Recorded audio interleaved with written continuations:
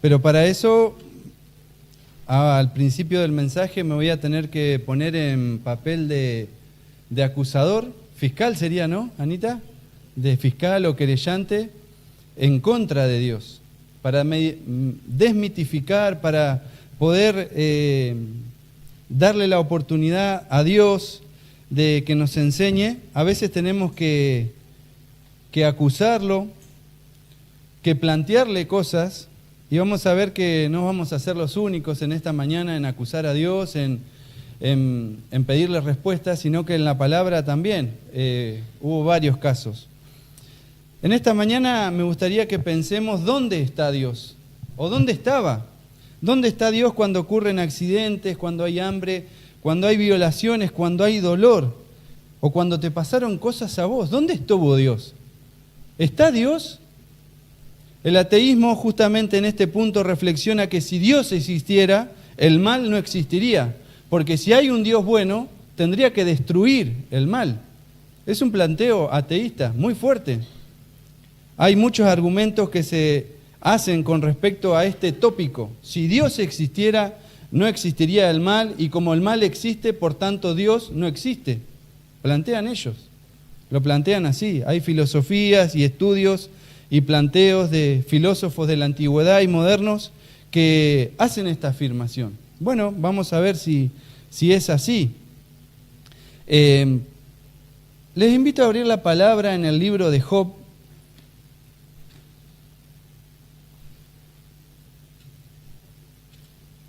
Recién cantábamos, ¿quién cuestiona al Señor? Bueno, el hombre, nosotros. Dice Job capítulo 9, por ejemplo, si quisiere contender con él, no le podrá responder una cosa entre 1000.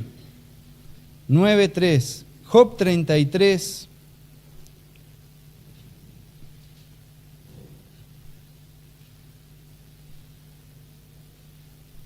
Dice el versículo 13, ¿por qué contiendes con él? Él no da cuenta de sus razones. Asimismo, no solamente Job entendía estas cosas de que no se podía cuestionar a Dios, que uno no lo puede entender, porque si lo entendiéramos, ¿por qué hace o deja de hacer una u otra cosa? ¿No es cierto? Se iba a plantear un par de veces esto el autor de Job, reflexionando. Pero bueno, como dijimos, no es solamente un problema del ateo, del que no conoce a Dios, ¿no es cierto? Sino que, como te dije, hay también cuestionamientos dentro de la palabra de dónde estaba Dios. Por ejemplo, vamos a repasar, así como hicimos en Job, la crisis que tuvo Elías. Primera de Reyes, capítulo 10.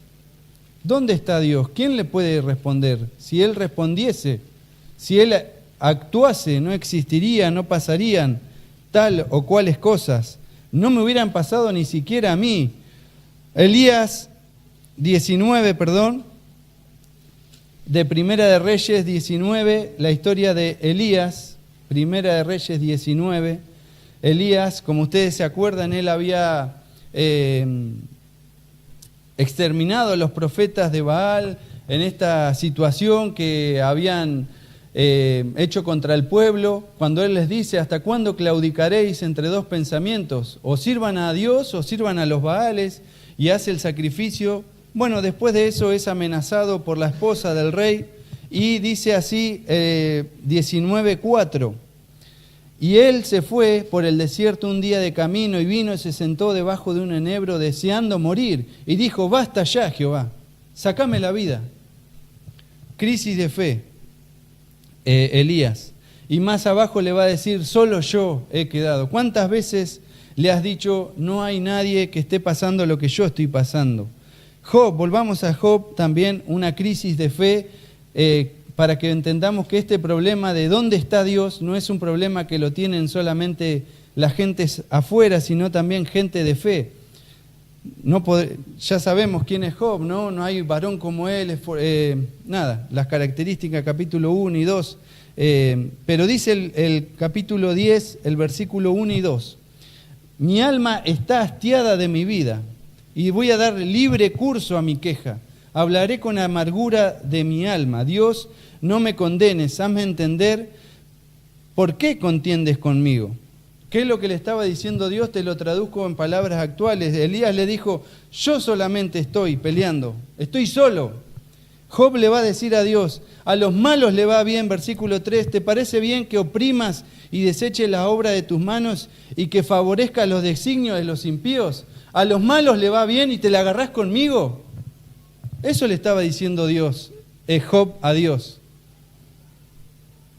Un hombre de fe. ¿Dónde está Dios?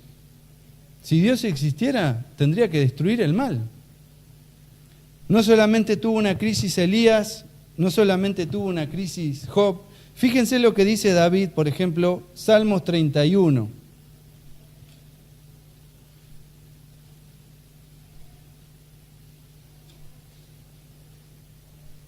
Dice el Salmo 31, versículos 9.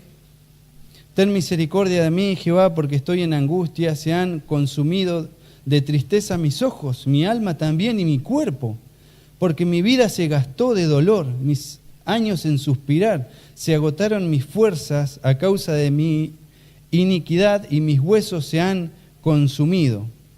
¿Qué le dijo para traducirlo a algo que entendamos nosotros? ¿Sabes qué, Dios? Me quedé sin fuerzas, me consumí, no tengo fuerza. Salmo 69, David, otra ocasión, dice el versículo 1 en adelante, sálvame, oh Dios, porque las aguas han entrado hasta el alma, estoy hundido en cieno profundo, donde no puedo hacer pie, he venido a abismo de agua y la corriente me ha anegado, cansado estoy. ¿Sabes qué, Dios? Me cansé. ¿Cuántas veces le hemos planteado estas cosas? Si tú estuvieras, ¿por qué estoy solo? ¿Por qué te la agarrás conmigo? ¿Por qué estoy sin fuerzas? ¿Por qué me cansé? ¿Dónde está Dios? ¿Dónde estaba? No solamente cuando pasan cosas malas afuera, sino cuando me pasaron a mí. ¿Dónde estaba Dios? No solamente fue en el Antiguo Testamento. Nuevo Testamento, Juan capítulo 11, también conocen esta historia, pero vamos a ver otra crisis de fe. Muere Lázaro, llega el Señor, después de un par de días se encuentra con Marta. Juan 11, 21 dice, y Marta dijo, Señor, si hubieses estado aquí, ¿sabes qué? Llegaste tarde. ¿Cuántas veces le planteamos al Señor, si vos estabas, si hubieras hecho las cosas cuando tendrías que haberla hecho, no hubiera pasado esto? No solamente es un planteo que hacen los ateos, si Dios existiera, sino que a veces es un cuestionamiento que hacen personas de fe. Elías, Job, David, Marta, y podríamos seguir. Pero ¿saben qué? Ya lo acusamos a Dios y ahora vamos a dejar que se defienda. Si es así, si puede defenderse, ¿podrá defenderse? ¿Qué piensan ustedes? Romanos 8, capítulo 8 de Romanos. Vamos a ver que hay un par de problemas en el planteo que hacen el ateísmo o las personas que no creen en Dios porque existe el mal. 8:20 dice,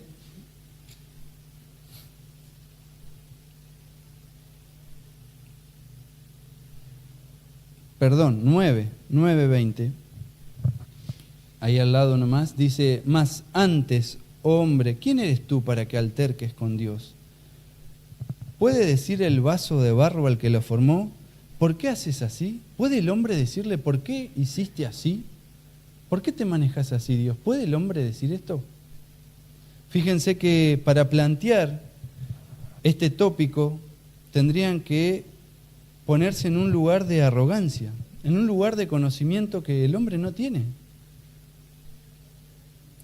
Para poder discutir con Dios tendríamos que tener la misma capacidad intelectual que tiene Él, la misma visión de la eternidad pasada, de la eternidad futura y de los designios de su voluntad. ¿Se acuerdan lo que dice Isaías 55? Como son el cielo de la tierra más altos, así son mis pensamientos. O sea, el planteo ateísta tiene un problema. Porque para decirle a Dios, endilgarle a Dios algo que está haciendo mal, tendríamos que tener la misma capacidad de Él. Y es un planteo muy arrogante, porque es ponerse en lugar de Dios. cuando somos hombres que no conocemos ni nuestro pasado, no conocemos el futuro, ni el desenlace de todas las cosas. Ahora bien, para plantear estas cosas también quiero que veamos que no solamente el hombre no tiene la capacidad de plantearle esto porque no conoce. No conozco yo, no conozco mi pasado, a dónde puedo llegar con mis acciones en el futuro, pero Dios sí, porque Él trasciende. Entonces Dios, a pesar de que existe el mal, y aunque Él no lo quiera, lo va a usar para sus propósitos, porque Él tiene esta capacidad y esta sabiduría. Bueno, ¿y cuáles son algunos de los propósitos del mal? Bueno, por ejemplo, y acá Dios se está defendiendo, ya no lo estamos acusando. En primer lugar, el mal tiene el propósito de prevenirnos de otro mayor, de un mal mayor. Una pequeña enfermedad puede, un pequeño dolor, prevenirnos, ayudarnos a llegar a empezar un tratamiento o darnos la posibilidad de estar a cuentas con Dios, si es que nos queda poco tiempo de vida. Dios usa el mal para sus propósitos. En primer lugar, prevenirnos de cosas peores. Vamos a verlo en la palabra también. Números, capítulo 22. Números 22. Espero que estén buscando, no se oxiden en el espadeo bíblico. Números 22. Cómo Dios usa el mal. Vamos a ver en esta historia bastante singular. Dice así el versículo 21 en adelante. Balaam era un profeta que había sido contratado para maldecir al pueblo, pero Dios le dijo que no, que lo bendijese. Pero dice así, 21, Balaam se levantó por la mañana, preparó su asno y se fue con los príncipes de Moab. Y la ira de Dios se encendió con él porque iba.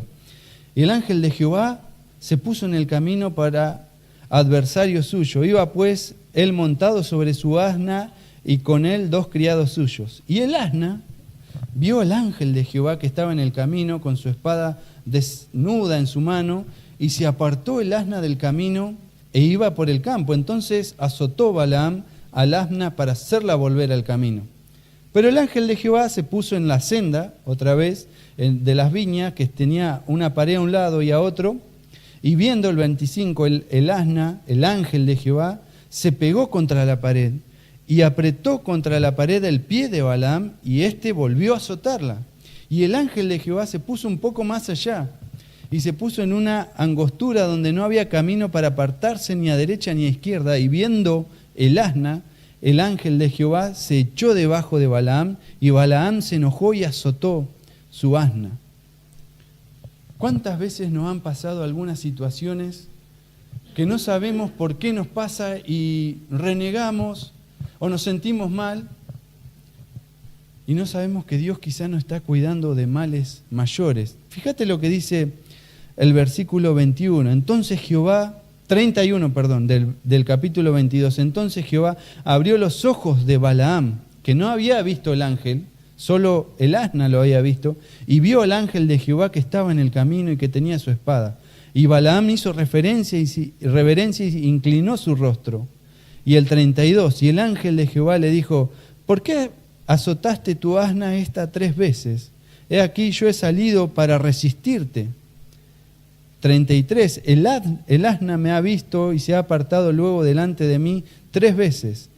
Y si de mí no se hubiera apartado, yo también ahora a ti te hubiera matado y a ella hubiera dejado viva.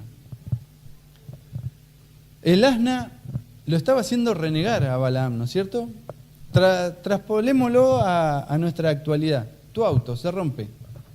Dios, ¿por qué permitís esto? Una cosa sencilla. Horacio nos podría contar muchas veces de por qué permitió Dios algunas cosas. Para prevenirnos de mal mayor. El primer objetivo, o cómo usa Dios el mal, es para prevenirnos de un mal mayor. Un pequeño dolor le puede avisar a tu cuerpo que está pasando algo que necesita tratamiento, o avisarte que en algunos casos que queda poco tiempo y que tenés que arreglar las cosas. prevenirnos de un mal mayor. En segundo lugar, ¿para qué usa Dios el mal? Bueno, para protegernos de la autodestrucción. Volvamos a Salmos capítulo 32.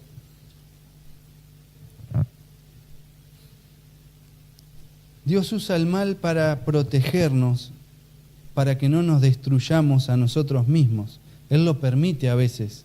No es su voluntad, pero lo usa y lo permite para protegernos de la autodestrucción. Dice el capítulo 32 de Salmos, versículo 1, bienaventurado aquel cuya transgresión ha sido perdonada y cubierto su pecado. Bienaventurado el hombre a quien Jehová no culpa de iniquidad y en cuyo espíritu no hay engaño.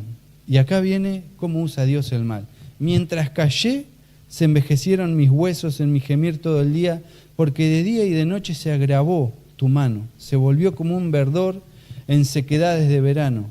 Pero, fíjate cómo Dios, a pesar del mal que le vino a David por no confesar, por tener oculto su pecado, lo hizo envejecer, lo hizo gemir, lo hizo estar mal. Pero el 5 dice, pero cuando te declaré mi pecado y no encubrí mi iniquidad, confesé mis transgresiones y tú me perdonaste.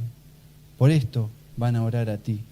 Dios usa el mal para protegernos de la autodestrucción. Si no hubiera mandado este dolor, este gemir en la vida de David, él no hubiera buscado al Señor en arrepentimiento. ¿Cuántas veces el mal nos hace agachar la cabeza, volver a buscar a Dios? No solo es una experiencia de David, sino una experiencia del pueblo y de las gentes también. Salmos 107. Vamos a ver cómo vez tras vez el mal obró para favor de las personas y no para destruirlas. Dice el Salmo 107 y lo vamos a leer todos, porque tenemos tiempo. Alabad a Jehová porque Él es bueno, para siempre su misericordia. Díganlo los redimidos de Jehová, los que ha redimido del poder del enemigo y los que ha congregado de las tierras del oriente, del occidente, del norte y del sur. Y las personas y su pueblo, dice, anduvieron perdidos por el desierto, por la soledad, sin camino, sin hallar ciudad en donde vivir, hambrientos, sedientos, y su alma desfallecía. Todo esto era mal. Pero el versículo 6 dice, entonces clamaron a Jehová en su angustia, y Él los libró de las aflicciones y lo dirigió. Versículo 10. Algunos moraban en tinieblas y sombra de muerte, aprisionados en aflicción y en hierro, por cuanto fueron rebeldes a la palabra de Jehová, y aborrecieron el consejo del Altísimo. Por eso quebrantó Él con trabajo sus corazones, hasta que cayeron, y nadie los ayudó. Pero el versículo 13, luego clamaron a Jehová en su angustia, y Él los libró de sus aflicciones. Versículo 17, fueron afligidos los insensatos a causa del camino de la rebelión y a causa de la maldad. Su alma abominó todo alimento, llegaron hasta las puertas de la muerte, pero clamaron a Jehová en su angustia y Él los libró. ¿Ven cómo vez tras vez el mal y el dolor hacía volver a las personas a clamar a Dios, a buscar a Dios? Dios usa el mal. Versículo 23, los que descienden al mar en naves y hacen negocios en muchas aguas, ellos han visto las obras de Jehová, sus maravillas en las profundidades, porque habló e hizo levantar un viento tempestuoso que encrespa sus ondas, que suben al cielo y descienden a los abismos. Su alma se derritieron con el mal, tiemblan y titubean como ebrios, y toda su ciencia es inútil. Entonces claman a Jehová en su angustia y los libra de todas sus aflicciones. Cuando no hay otra salida, cuando no hay solución, muchas personas se acuerdan entonces de que hay Dios, de que Él puede librar de sus aflicciones. Entonces el segundo es protegernos de la autodestrucción. Prevenirnos, el mal lo usa Dios. No es algo que lo limite, sino que lo permite para prevenirnos de un mal mayor, para protegernos de la autodestrucción, y permite el mal porque Él también permite la libertad y el amor. Dios tomó la iniciativa y se arriesgó a querer tener una relación con la humanidad. Y esto solamente lo puede lograr si las personas lo eligen, porque Él no obliga a nadie. Pero si Él permite la libertad y el amor, también permite el mal, aunque el mal no sea su voluntad. ¿Entienden la diferencia? Si no hubiera mal, seríamos máquinas obedeciendo sin sentimientos. Pero Dios no quería esto, Él quería relacionarse. Porque Él es, como cantábamos, Él es amor. Dios es amor.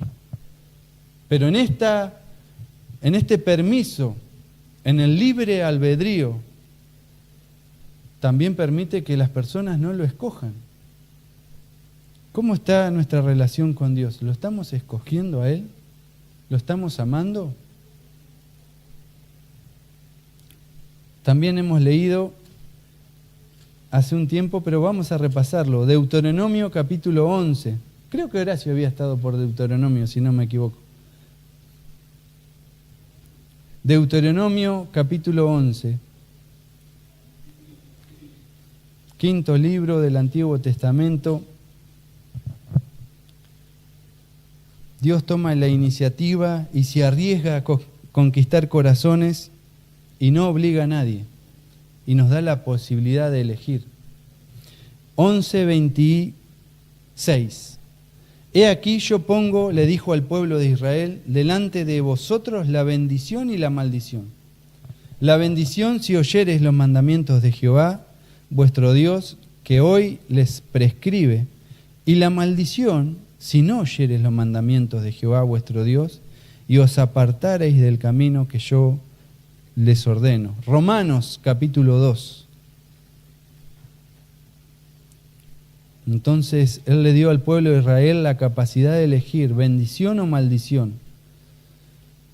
Pero también a las personas. Dice Romanos capítulo 2, versículo 1 en adelante.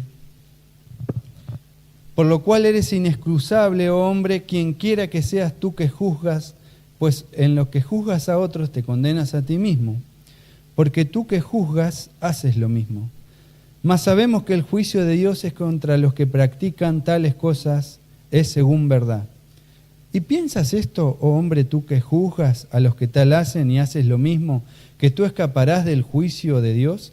¿O menosprecias las riquezas de su benignidad, paciencia, longanimidad, ignorando que su benignidad te guía al arrepentimiento? Pero por tu dureza y por tu corazón no arrepentido atesoras para ti mismo ira para el día de la ira y de la revelación del justo juicio de Dios, el cual pagará a cada uno según sus obras. Vida eterna a los que perseveran en hacer bien y buscan su gloria y honra e inmortalidad, pero ira y enojo a los que son contenciosos y no obedecen a la verdad, sino que obedecen a la injusticia, tribulación, angustia sobre el humano que hace lo malo, al judío primeramente y también al griego, pero gloria, honra y paz al que hace lo bueno, al judío primeramente y también al griego, porque no hay acepción de personas para con Dios. Juan capítulo 3. El Señor se arriesga a dejarnos la capacidad de elegir. Al Señor no lo limita el mal y no lo destruye, porque si lo destruyese, no tendríamos la capacidad de elegirlo a Él. Es más, si Él tuviera que destruir el mal, extinguiría a las personas, porque no hay uno que no hubiese pecado. Entonces dice que nos da la capacidad de elegir. Versículo 36 de Juan 3, el que cree en el Hijo tiene vida eterna, pero el que rehúsa creer no verá la vida, sino que la ira de Dios está sobre él. Ayer Jason mostraba en el Evangelio Ilustrado la manera de tener dos corazones. Un corazón que deja el yo adentro y se olvida de Dios y a Cristo afuera, o un corazón que deja a Cristo adentro y saca el yo. ¿Cómo es nuestra vida? No es un mensaje solo de evangelismo, sino de vida cristiana. Dios usa el mal para prevenirnos, para protegernos y para permitir que tengamos libertad y amor. ¿Cómo vamos a usar nuestra capacidad de elección entonces? Él no lo destruye, sino que nos da tiempo de que podamos tomar buenas decisiones. A Elías, el que le dijo, solo yo he quedado, el Señor le iba a mostrar que tenía 7.000 hombres, le iba a dar un discípulo que se llamó Eliseo para que lo reemplace y encima no le dejó ver muerte, porque lo llevó en un torbellino de fuego, ¿se acuerdan? A Job, el que le dijo, todos los malos le va bien y te la agarrás conmigo, le iba a mostrar que él pensaba que conocía a Dios y iba a entender que Dios era más grande de lo que él pensaba. A David, el que se quedó sin fuerzas, el que se cansó, le iba a decir en Primera de Corintios, a ver, este versículo me lo estoy acordando ahora, así que vamos a buscarlo. Primera de Crónicas, perdón. A ver si lo encuentro. Primera de Crónicas 17. Fíjate David lo que va a reflexionar. En medio de su dolor, de su cansancio y de sus fuerzas, David iba a querer construir casa, pero el Señor le dice, no, no me vas a construir casa vos a mí, yo te voy a construir casa a vos. Pero fíjate David, después de haber sufrido tanto y de haber aprendido tanto del dolor, dice, entró David y estuvo delante de Jehová y dijo, Jehová Dios, ¿quién soy yo y cuál es mi casa para que me hayas traído hasta este lugar? Y aún esto, oh Dios, te ha parecido poco, pues has hablado de la casa de tu siervo para el tiempo más lejano. Y fíjense esta frase que tengo subrayada en mi Biblia, y me has mirado como a un hombre excelente, oh Jehová Dios. ¿Qué más puedo añadir pidiendo? A Marta le dijo que si creía iba a ver la gloria de Dios. Y no fue solamente ver a su hermano resucitado más adelante, sino que el Señor mismo se apareciera ese domingo de resurrección, un domingo como este, a la primera hora de la mañana. Todas estas personas que sufrieron crisis de fe fueron reconfortadas por el Señor. Yo sé que hemos tenido crisis, pero el Señor sabe que a pesar del mal, del dolor, Él puede obrar a su favor en todas estas cosas. Tenemos tiempo para unos anexos, porque veo que siguen arriba y atrás. Segunda de Corintios, capítulo 5.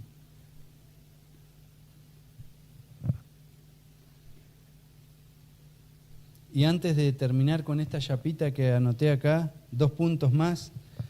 Mientras van llegando a Segunda de Corintios, déjame repasar entonces por qué falla este planteo ateísta. Si Dios existiera, tendría que destruir el mal.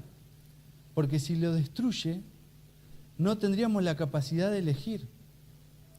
Porque Dios se arriesga a dejarnos la capacidad de elegir. Es cierto, muchas personas eligen el mal. Pero también muchas personas los han elegido. ¿Los hemos elegido a Dios nosotros? Es cierto que hay males que no podemos explicar por qué pasan. Pero sabemos que Dios puede usar el mal para prevenirnos de algo peor, para protegernos de destruirnos y para que, como decíamos recién, podamos elegirlo a Él. Por eso todavía permite que el mal esté. Entonces Dios no destruye el mal todavía, pero de algo estamos seguros, que Dios va a vencer el mal, que es muy diferente. Porque si lo destruyera ahora, tendría que destruirnos también a nosotros, porque no hay ninguno bueno. Pero Él lo va a vencer, porque el propósito de Dios es más grande o va más allá que solo esta vida. Segunda de Corintios, entonces te dije, 5.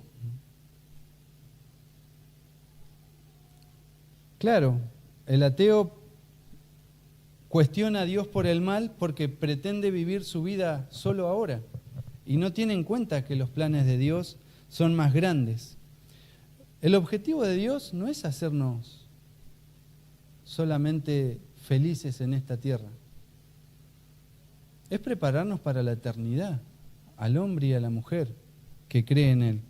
Entonces Pablo iba a reflexionar así en 2 Corintios 5, 4, vamos a empezar en el 4, capítulo 4, versículo 16. Por tanto, no desmayamos, antes, aunque nuestro hombre exterior se va desgastando, el interior no obstante se renueva de día en día, porque esta leve tribulación momentánea produce en nosotros un cada vez más excelente y eterno peso de gloria, no mirando las cosas que se ven, sino las que no se ven, porque las que se ven son temporales, pero las que no se ven son eternas. Porque sabemos que si nuestra morada terrestre, este tabernáculo, el cuerpo, se deshiciere, tenemos de Dios un edificio, una casa no hecha de manos, eterna en los cielos. Y por esto gemimos deseando ser revestidos de aquella nuestra habitación celestial, pues así seremos hallados vestidos y no desnudos. Porque asimismo los que estamos en este tabernáculo gemimos con angustia, porque no quisiéramos ser desnudados, sino revestidos, para que lo mortal sea absorbido por la vida. Mas el que nos hizo para esto es Dios, quien nos ha dado las arras, la seguridad del Espíritu. Así que vivimos confiados siempre, sabiendo entre tanto que estamos en el cuerpo, ausentes del Señor, porque por fe andamos y no por vistas, pero confiamos y más quisiéramos estar ausentes del cuerpo y presentes en el Señor. Por tanto, dice el versículo 9, procuramos también, o ausentes o presentes, serle agradable. El propósito de Dios es prepararnos para la eternidad. Y usa el dolor para prevenirnos, para protegernos y para darnos la posibilidad de elegir. Porque también va a decir el versículo 10 que es necesario que estemos ante el tribunal, donde se van a hacer medidas nuestras elecciones. El Señor en esta mañana nos va a dar una oportunidad de descansar en Él, que aunque haya dolor, que aunque haya pesar, Él lo está usando para prepararnos, para preparar nuestros corazones. Porque su propósito no es solamente temporal, sino que es eterno. Y por último, y con este sí que quisiera terminar, Él no es indiferente al mal, como plantea el panteísmo o el deísmo, que son otras corrientes también filosóficas, que plantean que Dios existe, pero que no se involucra con la humanidad. O algunos llegan a decir que el mal no existe, entonces viven como quieren y que todos vamos a estar a cuentas con Dios. Pero sabemos en la palabra que esto no es así, porque Dios no es indiferente al mal. Hebreos capítulo 2, 2 porciones más de la palabra y terminamos. Hebreos capítulo 2.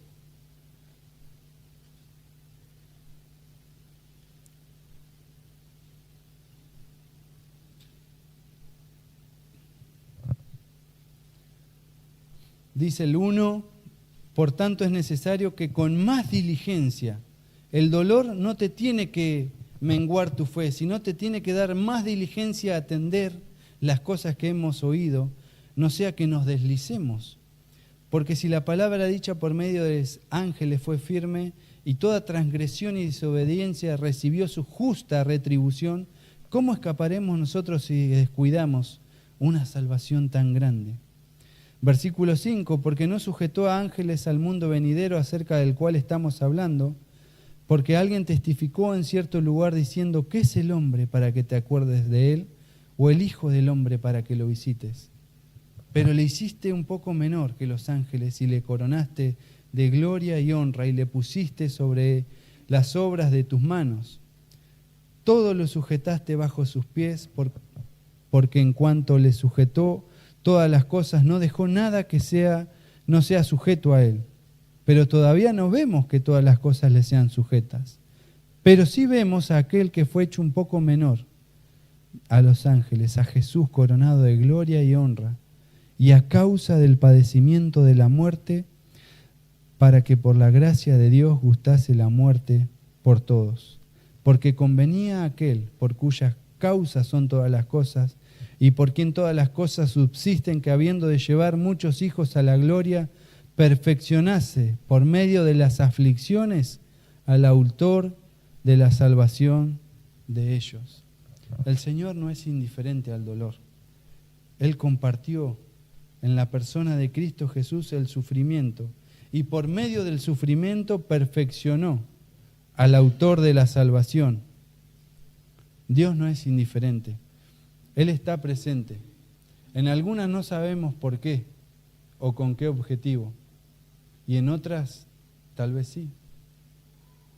Pero como cantábamos, ¿quién puede cuestionar al Señor? ¿Puede el barro decirle por qué hiciste así? En esta mañana hemos entendido que no, que Él es soberano y que Él está a favor nuestro para prevenirnos, protegernos y para darnos la posibilidad de elegirlo más a Él en la persona de Cristo. Al pueblo de Israel le dijo: yo les doy la bendición y la maldición. Lo que ustedes escojan es lo que van a tener. A la humanidad le dijo en Romanos capítulo 2 que Él iba a castigar a los que hacían mal, pero iba a dar gloria, honra y paz a los que hacían el bien. ¿Y cómo es hacer el bien? ¿Es hacer obras? Y claro que no. Por eso el Señor Jesús le dijo a Nicodemo: el que en mí cree no es condenado, pero el que se rehúsa a creer ya ha sido condenado. Que el mal, que el dolor no nos aplaque nuestra fe, sino que nos dé la capacidad de elegir vivir más cerca del Señor Jesús en esta mañana. ¿Oramos? Padre Celestial, gracias por tu palabra, porque es abundante, porque no hay nadie que te pueda venir a cuestionar. Nosotros lo hemos hecho, hemos sido como Elías. ¿Cuántas veces te dijimos, estuve solo? ¿Cuántas veces te dijimos como Job, te la agarrás conmigo? ¿Cuántas veces te dijimos como David, me cansé, no puedo más? ¿Cuántas veces te dijimos como Marta, llegaste tarde, mira todo lo que pasó? Pero no veíamos tu obra, no veíamos el dolor que compartiste en Cristo para dejarnos ejemplos y seguir su pisada. Señor, en esta mañana ayúdanos a ver tu mano obrando a pesar del dolor y del sufrimiento que hay afuera, pero también que hubo y hay en nuestra vida. Que podamos, por medio de ese dolor y sufrimiento, caminar como caminó Cristo, y por medio de las aflicciones perfeccionó la salvación, y nosotros perfeccionemos, aún por medio del dolor, nuestra vida, nuestra elección para contigo. Que te elijamos un poco más, que te pongamos primero, Señor, porque te lo mereces. En el nombre del Señor Jesús, amén.